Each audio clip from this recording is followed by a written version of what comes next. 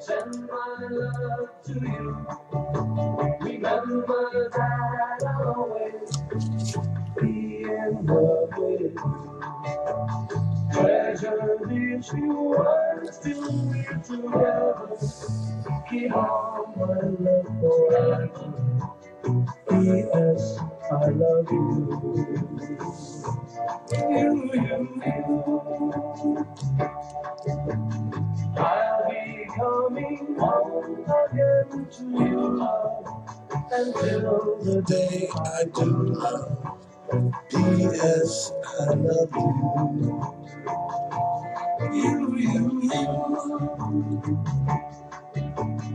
As I ride this heaven, send my love to you.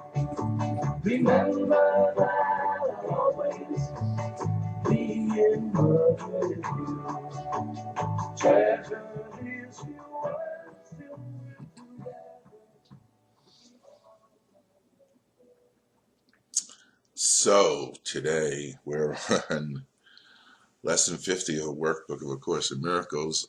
I am sustained by the love of God.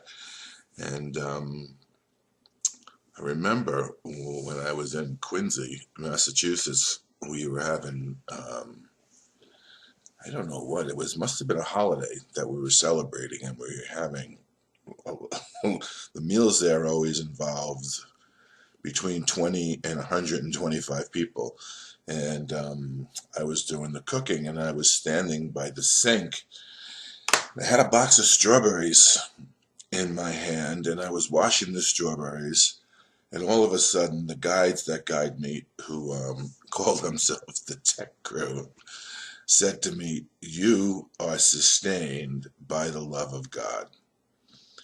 And somehow, however these things occur, it was as if all of a sudden everything was turned slightly so that myself, I was in a sense observing this scene where I was this body standing by the sink with 3 strawberries in one hand that I had just finished washing.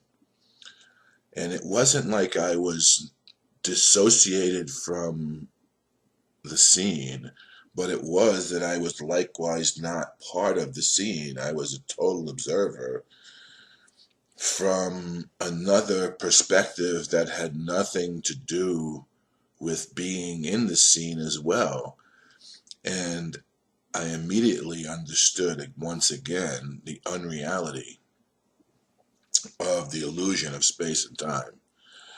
But what was more important was the realization of the truth of this lesson to the totality of recognition that it is truly all I am sustained by, the love of God. That had the strawberries in one hand, and I had just washed these strawberries, and I could see perfectly well that there was, as far as the substance, there was no difference in substance between the strawberries, the hand that was holding them, the air that was between the hand that was holding the strawberries and the mouth that would ingest the strawberries, the body that would ingest the strawberries, or anything else. It was all a single substance.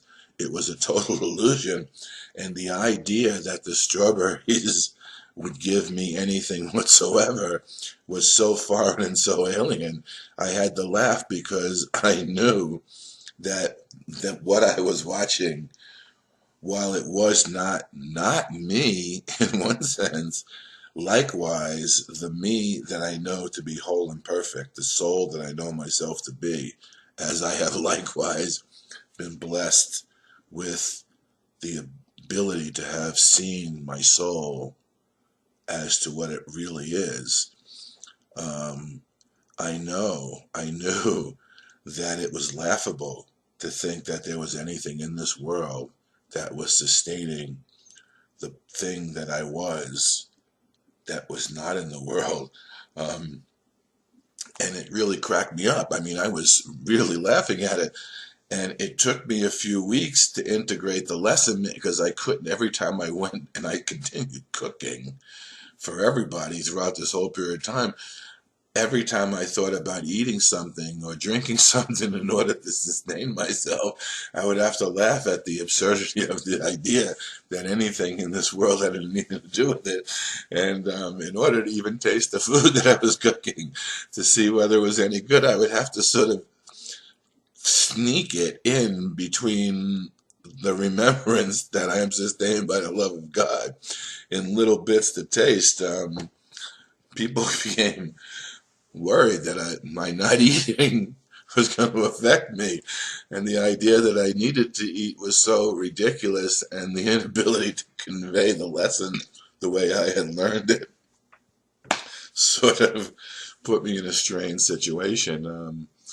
There was another time when I was actually on Gather, listening and doing something in Gather, talking about cooking. The tech guru had just showed me how to peel hot sweet potatoes without burning myself and taking the jackets off in one move because I couldn't do it. I asked for help and they said, no, just do this. And every time I did it, the jacket would just fall off and the potatoes left there. And a nutritionist happened to be next up in line, and she got on the mic and said, you should leave the jackets on because the jackets are where all the nutrients are. And the tech crew immediately said, tell her that a nutrient is the smallest unit of food by which you can deny God, which was not the answer she was looking for from me. But I am sustained by the love of God. Here is the answer to every problem that confronts you today and tomorrow and throughout time. Now, that's not to say that eating, you shouldn't eat. What I'm saying is eat or not eat. Your sustenance does not come from what it is you're eating or not eating. Your belief that it does may cause you desire to eat, thinking that it has something to do with who you are in the wholeness and perfection of the kingdom. But I assure you it has zero to do. And the daily bread that you really need for your soul are the moments of contact with reality, the moments of contact with love, the moments that you're willing to let things go, let the world pass you by, let it be gone for a second, and allow that communication with the truth of who you are to take place deep within your heart and your mind, so as to let the light rise up and enliven you and enlighten you, and also for the contact to renew. You're renewed in those moments. You're renewed in your recognition of what your true purpose is. You're renewed in the recognition that in your right mind, um, you're actually in service to your soul here. And the purpose of your soul can shine through into the illusion of darkness and dimness, where perhaps there's still belief that these insane symbols, pills, money, protective clothing, influence, prestige, being liked, knowing the right people, and an endless list of forms, of nothingness, which you endow with magical powers. And to the extent that they are endowed with magical powers is the extent to which they have power, weakened power. Um, on occasion, with some of the things that I have been involved with, in my own sort of surprise that Jesus would have me be doing what I'm doing in a certain sense, to help my brothers when they ask for help with certain conditions. He has talked to me and spoke to me of diluted miracles because people are not yet ready to see or to have and experience a miracle in its unadulterated, undiluted form, simply because it would scare them more than it would help them realize their own beatific nature. So here for a little while, some people seem still to need those diluted miracles. And if that's what is required to help people undergo their process of recognition of the totality of the reality of this lesson, that I am sustained by the love of God, so be it. Who am I to stand in the way? But there's been enough experiences that I've been blessed with that show me in no way, shape, or form I am truly this body, and in no way, shape, or form does any sustenance that I may give or may not give the body have anything to do with my life. And that life is eternal, that life is infinite, that life is whole, that life is perfect, and it's residing and abiding within you.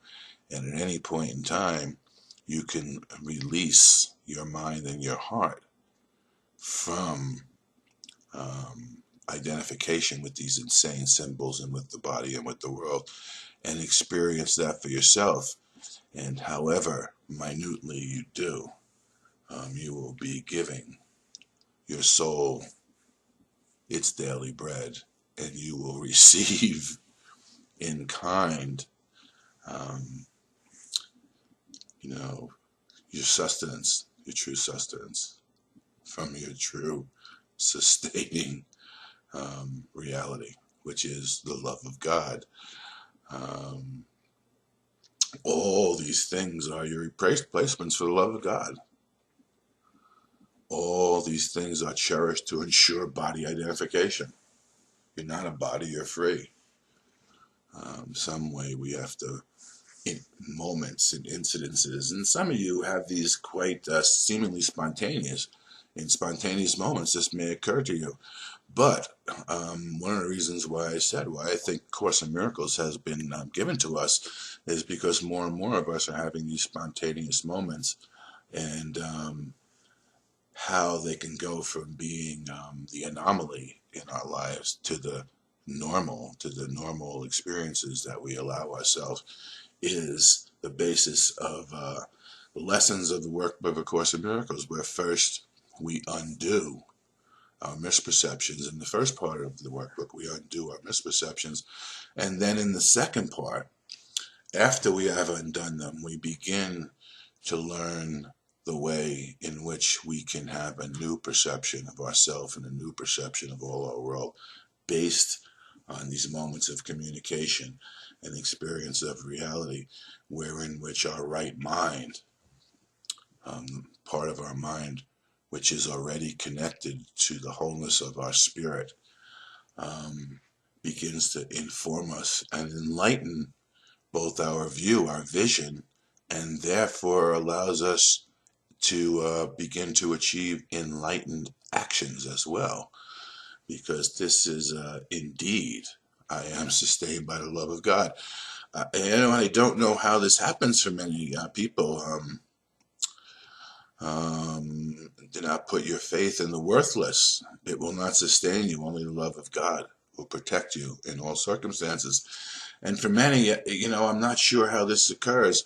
For a lot of us, for those who are strong-willed and stubborn, it's as if we need to drive ourselves into a corner in which there's no way to get out other than abject and total surrender. And sometimes to me, it looks like the world is headed for that. When I watch a special that says we're overfishing, there's not enough fish in the sea anymore to feed us. The fish are poisoned with mercury, and people get sick from eating them anyway. The killing of animals in order to feed us is immoral, and it's taking a life, and we shouldn't be doing it. And the GMO vegetables and products we've been utilizing are no good for us and eventually cause us death. And 100% of everything that breathes oxygen dies as well. It's as if our world is being forced into the corner where there is nothing left to be able to utilize except abject surrender and trust in what is unseen, and that is the love of God. Music helps us in a way. The music helps us begin to trust in the unseen because we have these experiences of listening to music. It's something that you can't see, and yet it moves you. If you feel it, it does something to you. It affects you. And so we have these things that we have available to us right now to help us understand the nature of how this works. And yet, what we need is right perspective, the true way, a way of looking at everything that's in line with the way the mind of God operates in its creation of us, and in our ability to recognize our creative source, to recognize that our sustenance comes from our connection with God, and it always and only will, and to recognize we are likewise as creative as the mind of God that created us, and we no longer have to manufacture solutions to imaginary problems without questioning whether or not the problem is real or not.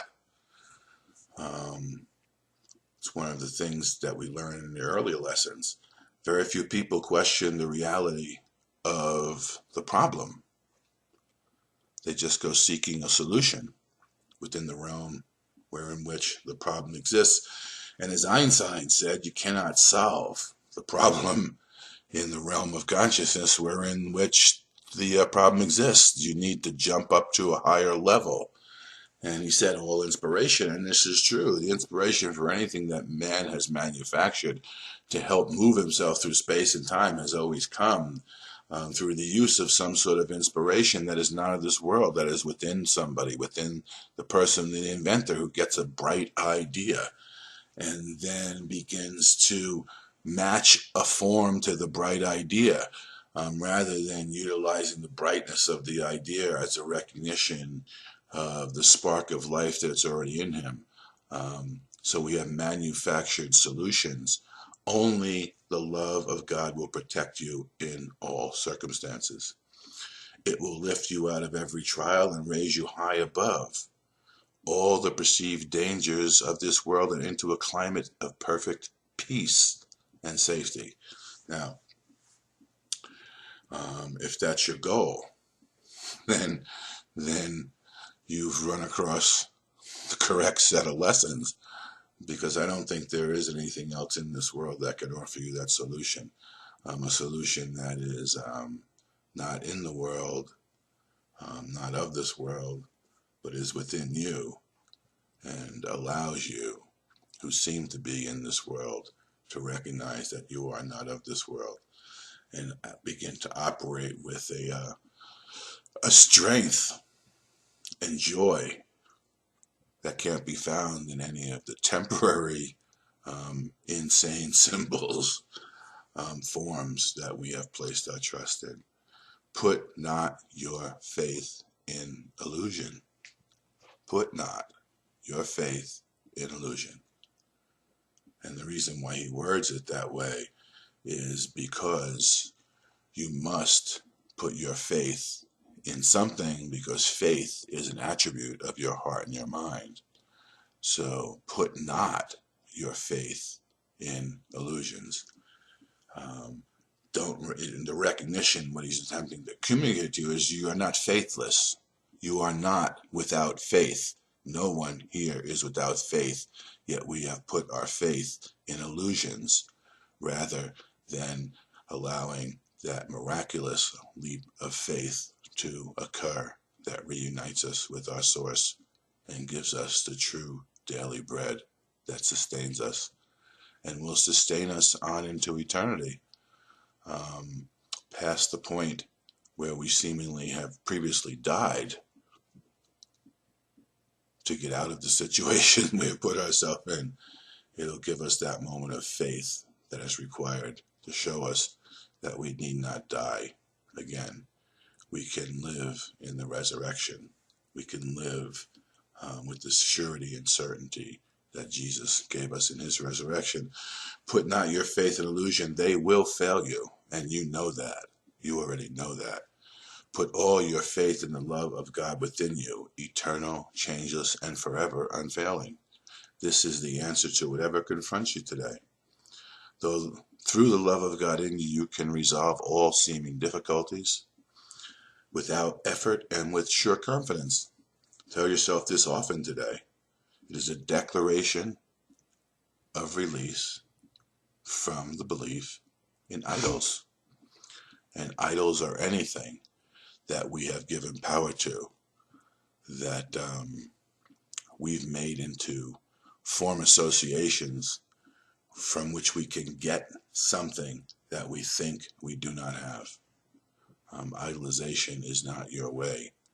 As the child of light that you are, the recognition and experience of the light that is within you is the way. It is your way. Children of light, put not your faith in illusions. You need not do this any longer. So remember that you're sustained the love of God by the love of God. Remember that often today, as often as possible. Look within to find it. Look around you to see that you can find it there as you remind yourself that you're sustained by the love of God. And no other sustenances there is, because there is nothing but love.